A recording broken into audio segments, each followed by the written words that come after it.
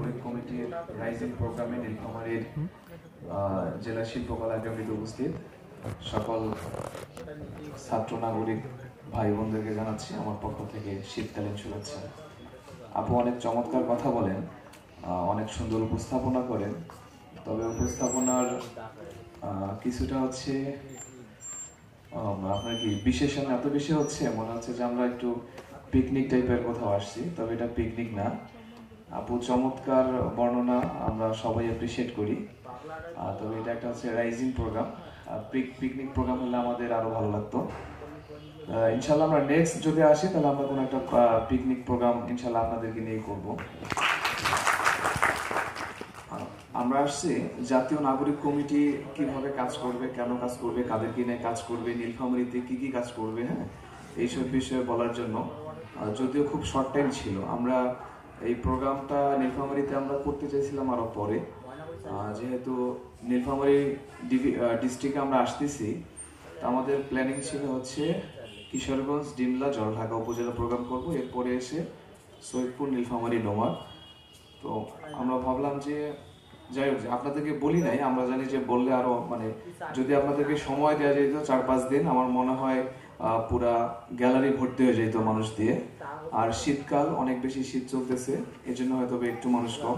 তবে একদিনের আমার মনে হয় 5-6 ঘন্টার আয়োজন এটা। গতকাল দুপুর থেকে শুরু করে এখন এই আজকে সকাল পর্যন্ত। এই জন্য আপনারা যারা যারা আয়োজন করেছেন, বিশেষ করে আখতারুজ্জামান, আশিক, তারপর হচ্ছে প্রান্তর সহ আপনারা যারা সিনিয়র আছেন আর আমাদের আপুরা, সকলকে আমি আন্তরিকভাবে অভিনন্দন জানাচ্ছি। আপনাদের পরিশ্রম সামনের দিনে আরো সার্থক হোক, সফল হোক। তো আমি এর আগেও নীলফামারীতে আসছিলাম, হয়তো অনেকে আমাকে জেনে থাকবেন। তখন আসছিলাম 5ই আগস্টের পরে আমাদের বৈষম্যবিরোধী ছাত্র আন্দোলনের যে প্রোগ্রামগুলো ছিল জেলা ভিত্তিক, রংপুর ডিভিশনের প্রোগ্রামে নীলফামারী জেলায় আসছিলাম সম্ভবত 16ই সেপ্টেম্বর অথবা 14ই সেপ্টেম্বর, এরকম হতে 14ই সেপ্টেম্বর আমরা নীলফামারীতে প্রোগ্রাম করেছিলাম। এরপরে আমি এবার আসছি নাগরিক কমিটির ব্যাপারে আপনাদেরকে জানাতে। আপনারা জানেন যে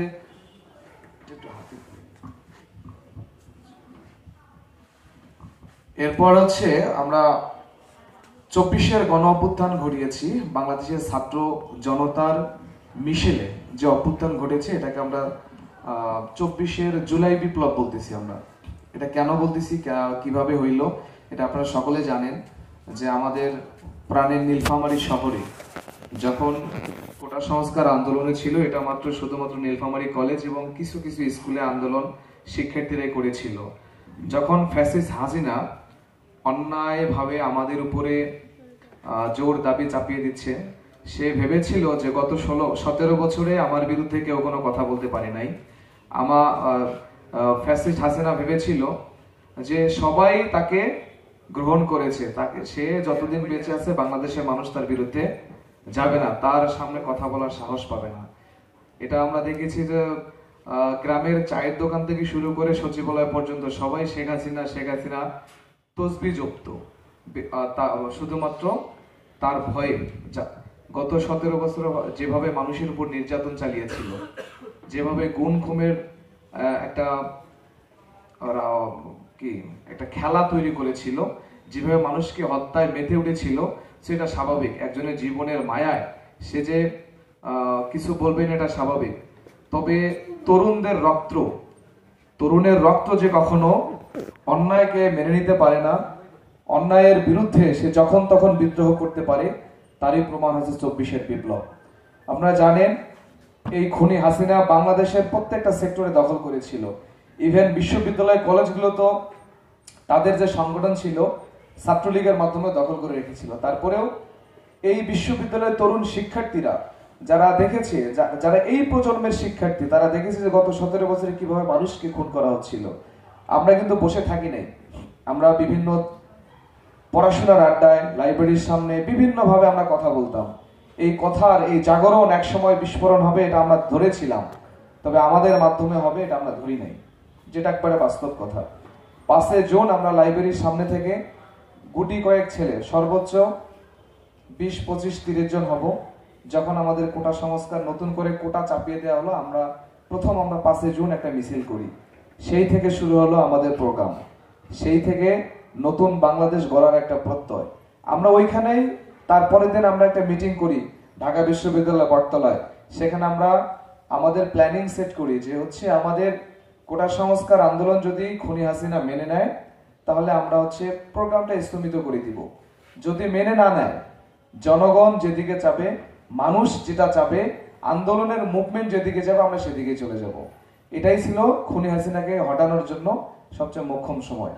আপনারা দেখবেন আরেকটা বিষয়, বাংলাদেশ সৃষ্টি লগ্ন থেকে যতগুলো আন্দোলন হয়েছে সব আন্দোলনেই কিন্তু কোনো না কোনো রাজনৈতিক দলের সম্পৃক্ততা ছিল। মানে হয় কোনো রাজনৈতিক দল নেতৃত্ব দিয়েছে, নয় কোনো অভ্যুত্থানের সিনিয়র মানুষ নেতৃত্ব দিয়েছে। আপনি 69 গণ অভ্যুত্থান যদি আপনারা হয়তো অনেকে ছিলেন ওই সময়, অথবা ইতিহাস যদি পড়ে থাকেন দেখেন ওই সময় কিন্তু আওয়ামী লীগের অনেক বড় একটা ভূমিকা ছিল, এটা অস্বীকার কোনো কারণ নেই। 69 গণ অভ্যুত্থান, সেখানে একটা আওয়ামী লীগ একটা পলিটিক্যাল পার্টি ছিল, এটা রাজনৈতিক দলের ওই অভ্যুত্থানে ভূমিকা ছিল। 24-এর স্বৈরাচার এরশাদ পতনের আন্দোলনে আপনি দেখবেন রাজনৈতিক ছাত্র সংগঠনগুলোর এখানে ভূমিকা ছিল। এখানে ছাত্রদল, ছাত্র ইউনিয়ন, বাম সংগঠন, ছাত্রলীগ সবাই একত্রিত হয়ে রাজনৈতিক সংগঠনগুলোই কিন্তু স্বৈরাচারের পতন ঘটিয়েছিল।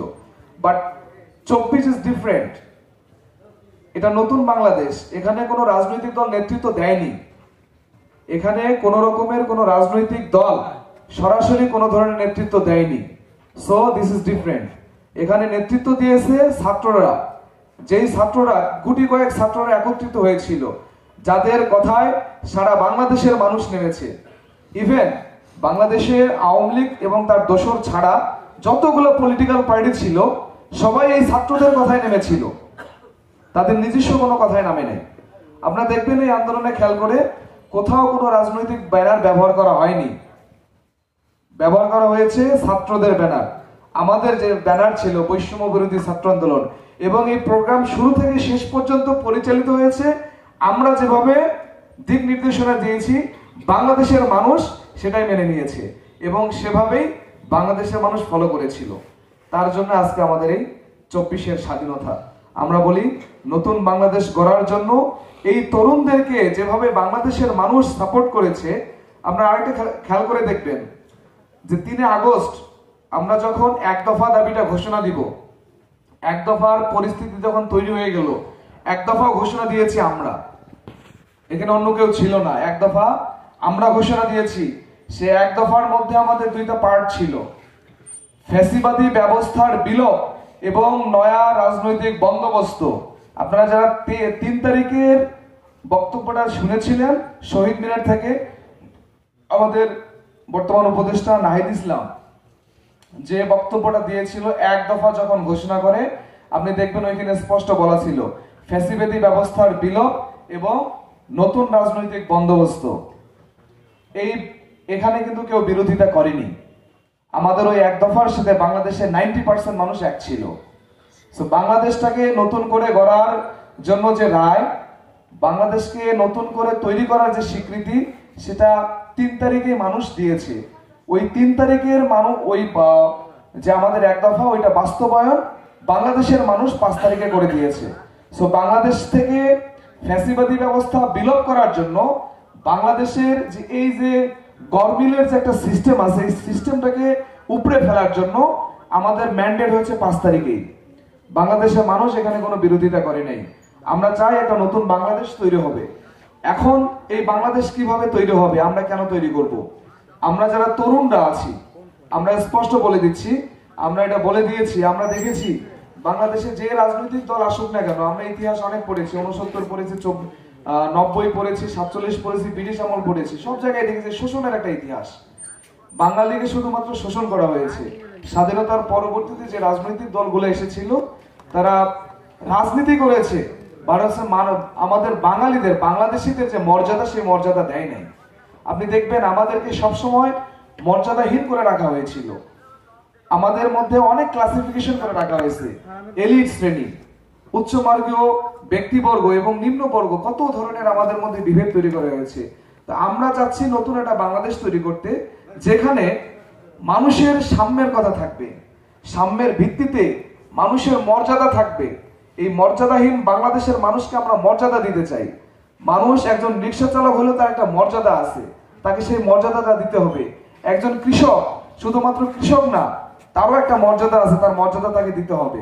আমরা সেই বাংলাদেশ তৈরি করতে চাই।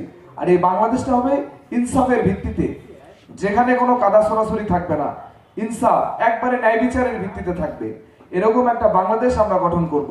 আমাদের স্পষ্ট কথা, বাংলাদেশটাকে আমরা দুই একটা রাজনৈতিক দলের কাছে ইজারা দেই নাই যে ও যাবে খেয়ে দিয়ে আরেকজন আসবে। এটা হাটের মতো নাকি ভাই? হাট যে ও নিল 3 লাখ টাকা দিয়ে ইজারা নিয়ে 3 বছর খাইলো, আবার পরে একজন। এইভাবে আমরা বাংলাদেশকে কারো কাছে ইজারা দেই নাই। আমার দেশ, এই দেশ আমি গঠন করব, এই দেশে আমি কিভাবে চলবো এটা আমি নির্ধারণ করব। আমার কথাগুলো আমি এমন মানুষকে সিলেক্ট করব যে আমার কথাগুলো আমার মতো হয়ে বলবে। এটা আমাদের দায়িত্ব। সেই দায়িত্ব থেকে আমরা মনে করি একটু নতুন বাংলাদেশ তৈরি করা আমাদের জন্য খুব জরুরি। এই নতুন বাংলাদেশ গঠন করবে কারা? যারা আমাদের মতো তরুণ আছে, যাদের রক্তে কোনো অনৈতিকতা নাই, যার রক্তে কোনো বেঈমানি নাই, যে তরুণরা আবার দেশের প্রয়োজনে যে কোনো সময়ে ঝাঁপিয়ে পড়তে পারবে, সেই সব তরুণ এবং সেই সব মানুষদেরকে নিয়ে আমরা একটা নতুন বাংলাদেশ তৈরি করতে চাই। এই বাংলাদেশ সামনের দিনে এগিয়ে যাবে। সেই বাংলাদেশ গড়ার প্রত্যয়ে আমরা জেলায় জেলায় ঘুরতেছি, আমরা থানায় থানায় ঘুরতেছি, আমরা এরপরে গ্রামে গ্রামেও ঘুরবো। আমরা চাই না আবার এক ফ্যাসিস্ট গিয়েছে নতুন করে কোনো ফ্যাসিস্ট তৈরি হোক। তবে আমরা একটা কথা বারবার বলতেছি, আমরা যেখানে অন্যায় দেখব, আমার ভাইও যদি অন্যায় করে আমরা সে অন্যায়ের প্রতিবাদ করব। আমরা যেন আমাদের কথা বলতে পারি। এই সরকার, এই অন্তর্বর্তীকালীন সরকার বাংলাদেশকে পরিবর্তন করার জন্য ছোট ছোট ভাবে কাজ করতেছে, পরিবর্তনের জন্য অনেক বাধা আসতেছে, তারপরও কাজে থেমে নাই। আমরা আরেকটা জিনিস শেখাচ্ছি, এই সরকারকে প্রশ্ন করতে হবে।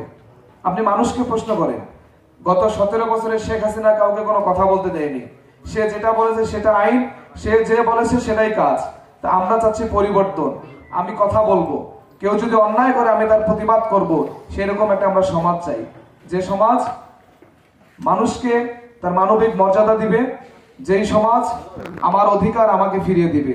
সেরকম একটা সমাজ গঠন করার জন্য কাজ করে যাব।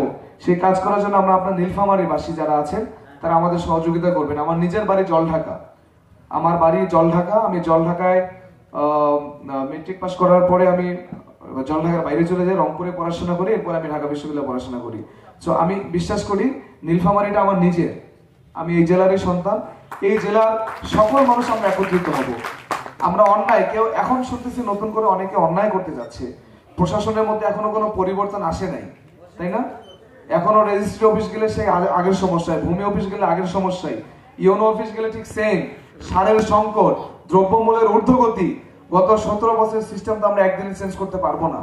আমাদের একত্রিত হতে হবে। আমরা যদি ঐক্যবদ্ধ হই তাহলে আমরা এগুলো চেঞ্জ করতে পারবো।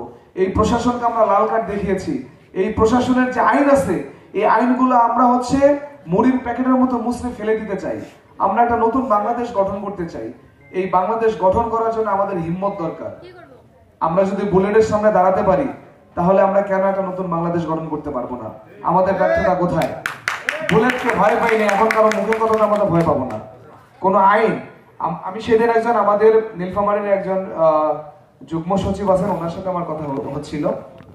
তো উনি আমাকে বলল যে আমার এখানে কিছু কোশ্চেন আসছিল যে আপনি সংবিধান সম্পর্কে আপনার মতামত দিন। সরকারি কর্মকর্তা উনি ওনার মতামতে বলেছেন যে এই সংবিধান উচিত পুরোটাই যে ভাঁজ করে একবারে ডাস্টবিনে ফেলিয়ে দেয়া।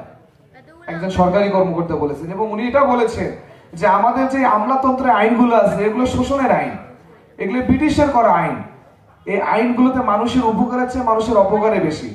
একটা কাজ করতে লাগে 25 দিন, সেই কাজটা এই আইনের ভিতর ঢুকাইতে নিয়ে যাচ্ছে আমাদের 365 দিন, সেটা তো কাজ হয় না। ওনার মতামত যে আমরাও সহযোগিতা করতে চাই, আপনারাও কাজ করেন, নতুন বাংলাদেশে নতুন কিছু তৈরি করেন। এইসব আইন টেন সব ফেলাই দেন, কোন আইন না। আপনাদের ডিসি অফিসে হোক, ইউনো অফিসে নতুন করে কোন আইন দেখাইতে চায়, ওই আইনের ম্যাপ পাশে আপনারা যাবেন না। আপনি ডিরেক্ট বলবেন যে ভাই আপনি এটা আপনার মতো করে, যেটা ন্যায় বিচার ওইভাবে এটা আপনি বিচার করেন, ওইভাবে আপনি রায় দেন। কিন্তু আপনি ওই আপনার সরকারি আইন দেখাইয়েন না। আমরাও আছি পরিবর্তনের জন্য, যদি সময় সুযোগ হই। আমরা যদি আবার ছাত্র জনতা একত্রিত হতে পারি, আমাদের যদি মতের মিল আবার হতে পারে, তাহলে আমরা অবশ্যই এগুলো পরিবর্তন করতে পারবো। এই পরিবর্তন আমাদের দরকার। এই পরিবর্তন না হলে গত 17 বছর যা হয়েছে, গত 53 বছর যা হয়েছে, আগামী 24-এর পরেই তা হবে। পরিবর্তন না হলে আমাদের কারো অস্তিত্ব থাকবে না। আমি মানুষ হিসেবে আবার লজ্জিত হয়ে যাব। আমি আমার পরিচয় দিতে আবার দ্বিধাবোধ করব। উনি যখন 2019 সালে আবরারকে বুয়েটের মধ্যে যখন তার হলে পিটিয়ে তাকে হত্যা করলো, আমরা অনেকে তার ছবি দেখছি না? ছবি দেখে চোখের জল ফেলেছি, কিন্তু মুখ দিয়ে আমরা কথা বলে প্রতিবাদ করতে পারি নাই।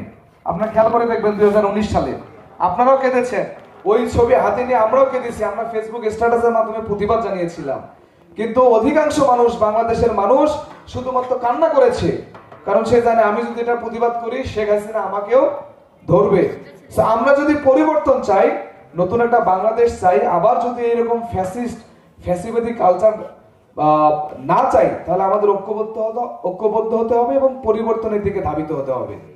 এতটুকুই আমার প্রত্যাশা। আমি চাই নীলফামারী মানুষ, এখানে হয়তো বা গুটি কয়েক মানুষ এসেছেন, আমার ছাত্রী বোনেরা এসেছেন, আমাদের এখানে অনেক সম্মানিত টিচাররা আছেন, আপনারা আছেন, সকলে মিলে এটা প্রচার করুন। আমরা পরিবর্তন চাই।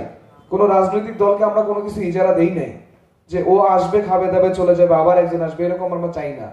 যদি মানুষ, দেশের মানুষ মনে করে যে নতুন কিছু দরকার, নতুন করে বাংলাদেশকে পরিচালিত করার জন্য নতুন রাজনৈতিক দল দরকার, যারা জনগণের কথা বলবে, তাহলে সেটাই হবে। জনগণের চাওয়ার উপরে সবকিছু হবে। আমরা চাই একটা ট্রেন্ডকে ফেলে দিয়ে নতুন একটা সংস্কৃতি তৈরি করতে। আমাদের যে ধারাগুলো চলতেছে গত 17 বছরে, বিশেষ করে এই ফ্যাসিস্ট হাসিনা যা যা করে গিয়েছে, এটা আমরা কোনোভাবেই চাই না আর এস্টাবলিশ থাকুক। এই ধারাগুলোর পরিবর্তন দরকার। ঘুরে ফিরে আমার একটি কথাই, পরিবর্তন পরিবর্তন পরিবর্তন। আমরা সবকিছুর পরিবর্তন চাই। 24 জুলাইয়ের অভ্যুত্থানে, ছাত্র জনতার অভ্যুত্থানে যে নতুন বাংলাদেশ তৈরি হয়েছে, এই বাংলাদেশ দুর্বার গতিতে এগিয়ে যাবে। এই বাংলাদেশকে নতুন করে না সাজানো পর্যন্ত প্রয়োজনে আমরা আবার রাজপথে নামবো। আবার আপনাদের সঙ্গে দেখা হবে কোনো এক রাজনৈতিক রাজপথের ময়দানে। সকলকে ধন্যবাদ। সালাম আলাইকুম।